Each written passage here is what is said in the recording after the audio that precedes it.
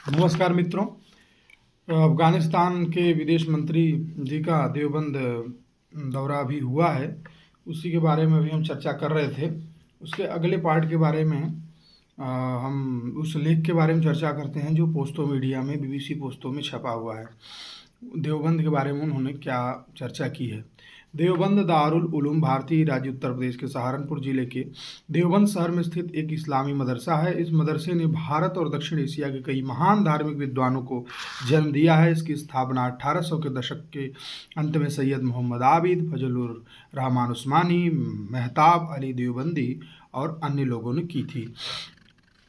देवबंदवाद एक सुन्नी इस्लामी आंदोलन है जो इस्लामी न्यायशास्त्र और हनफी विचारधारा का अनुसरण करता है। इस आंदोलन की स्थापना 19वीं सदी के अंत में भारतीय शहर देवबंद में एक बड़े धार्मिक मदरसे के इर्द गिर्द हुई थी, जहां विभिन्न क्षेत्रों से छात्र आते थे और इसका नाम भी इस क्षेत्र से जुड़ा हुआ था। इस आंदोलन की स्थापना ब्रिटिश शासन के विरुद्ध 1857-58 के भारतीय विद्रोह के दौरान मोहम्मद कासिम नानोतवी, राशिद अहमद गंगोही, अशरफ अली थानवी और खलील अहमद सहारनपुरी जैसे नेताओं ने की थी। देवबंद ने दक्षिण एशिया में मुसलमानों पर गैर इस्लामी सांस्कृतिक प्रभावों का विरोध किया और पारंपरिक इस्लामी शिक्षाओं को कायम रखने का प्रयास किया। इस आंदोलन ने नवंबर 1919 में राजनीतिक और धार्मिक समूह जमीयत उलेमा हिंद की स्थापना की। उन्होंने भारत में ब्रिटिश सैन्य उपस्थिति के खिलाफ भारत के विभिन्न समूहों को एकजुट होने का आह्वान किया। जमीयत उलेमा हिंद के विद्वान विशेष रूप से भारत में सांस्कृतिक विविधता के मुद्दों से चिंतित थे और भारत के विभाजन के विचार का विरोध करते थे, क्योंकि उनका मानना था कि एकजुट भारत में मुसलमानों की धार्मिक स्वतंत्रता की रक्षा करना महत्वपूर्ण था।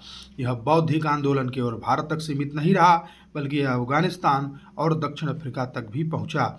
1947 में भारत के विभाजन के बाद राजनीतिक कारणों से भारत सरकार की पाकिस्तानी और अफगान शाखाओं के बीच संबंध कम हो गए। देवबंद के छात्रों की व्यापक रूप से इस बात के लिए आलोचना की जाती है कि वे पारंपरिक विषयों पर ध्यान केंद्रित करते हैं और आधुनिक विज्ञान, अंग्रेजी भाषा और नई तकनीक को महत्व नहीं देते। यही कारण है कि कई लोगों को शिक्षा के बाद आज की दुनिया की आर्थिक और बौद्धिक चुनौतियों का सामना करने में कठिनाइयों का सामना करना पड़ सकता है।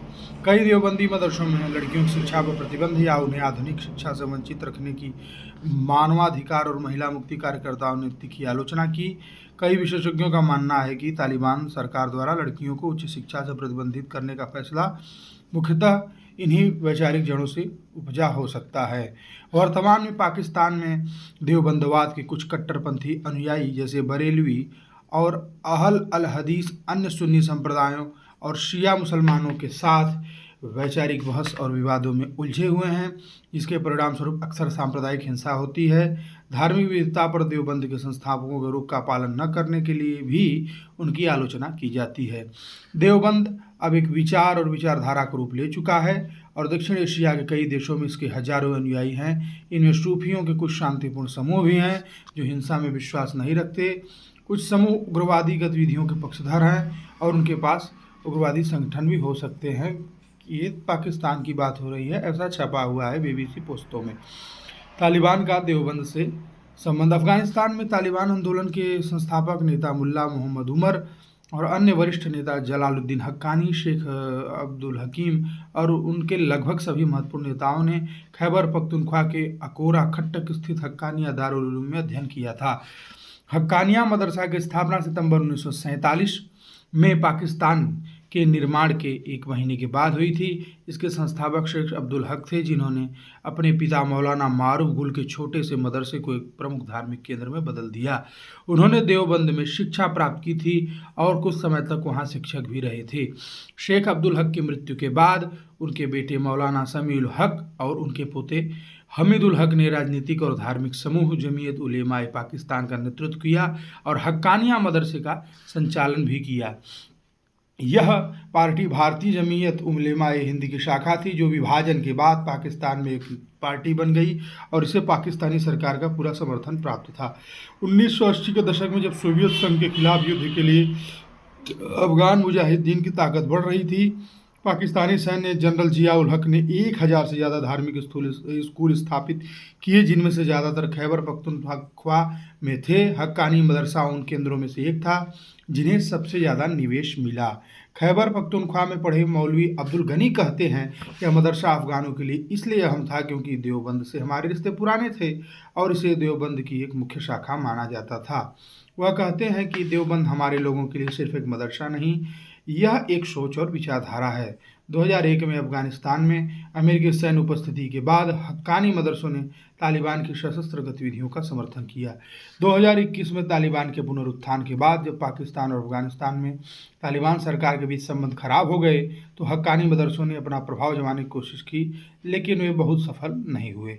हक्कानी मदरसा के उप प्रमुख रशीद उल हक ने उस समय न्यूयॉर्क टाइम्स को बताया था, यह मदरसे के लिए सम्मान की बात है कि उसके स्नातक मंत्री हैं और तालिबान सरकार में उच्च पदों पर हैं, लेकिन बाद में ऐसा लगा कि हक्कानी मदरसे के माध्यम से पाकिस्तानी सरकार का संदेश तालिबानी नेताओं तक प्रभावी ढंग से नहीं पहुंचा और उसका परिणाम हम आप देख ही रहे हैं कि भीषण युद्ध के रूप में तब्दील हो चुका है अफगानिस्तान और पाकिस्तान के बीच में विवाद।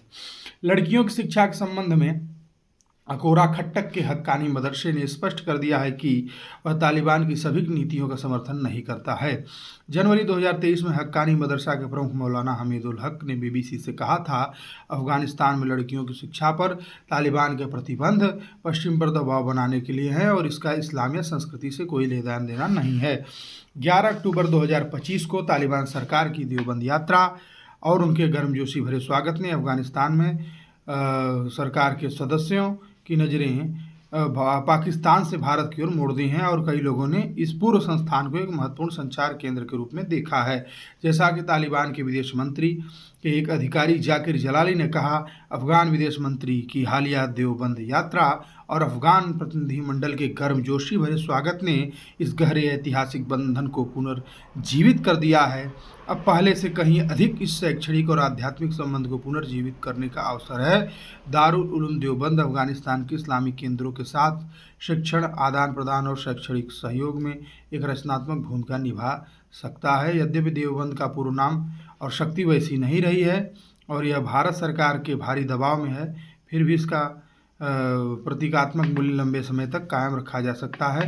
भारत और पाकिस्तान के विभाजन से प्रभावित ये संबंध और संपर्क दिल्ली, इस्लामाबाद और काबुल के शासकों की नीतियों में दीर्घकालिक रूप से स्थिर बने रहने की संभावना नहीं लगती और इस धार्मिक संबोधन को अक्सर राजनीति के चश्मे से देखा जाएगा, ऐसा पोस्तो बीबीसी का कहना है।